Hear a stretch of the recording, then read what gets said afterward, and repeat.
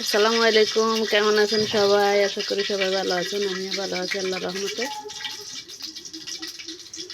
আজকে আপনার লগে কচু দিয়ে তেলাপিয়া মাছ দিয়ে রান্না কোনো শেয়ার করি। কচু ছড়া পরিমাণ মতো তেল দিলাম, পেঁয়াজ রসুন বাটা দিলাম,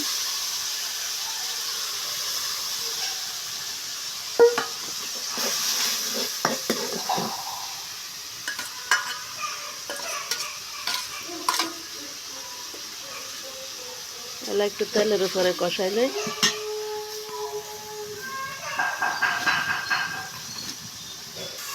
তারপর পরিমাণ মতো হলুদ গুঁড়া,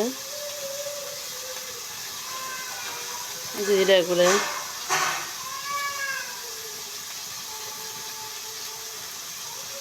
মরিচ গুঁড়া,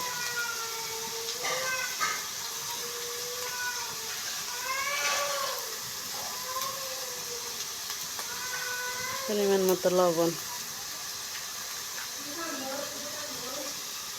এখন ভালো করে কষালে অল্প পানি দিয়ে ভালো করে কষালে মশলা কষানো হয়ে গেছে। এখন দিব যে কচুর ছড়া, কারণ এগুলো ভালো করে কষায় তারপরে দিব মাছ।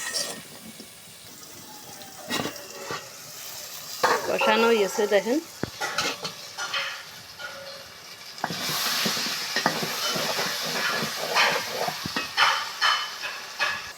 এখন দিয়ে দিব পানি পরিমাণ মতো। এখন দিব হাফ ভাজি করা তেলাপিয়া।